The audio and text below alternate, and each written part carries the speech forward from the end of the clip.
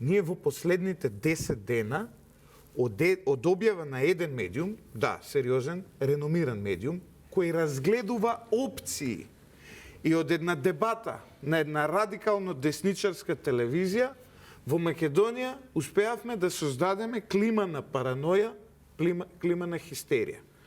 Еве, господинот Макрадули не му верува на премиерот Христијан Мицковски. Јас не можам да ве убедам, ниту пак и јас целосно верувам на политичарите, тоа ми е работа, новинар, со мене ми е работа да не им верувам. Но јас му верувам на меѓународното право, верувам на конвенциите за мигранти.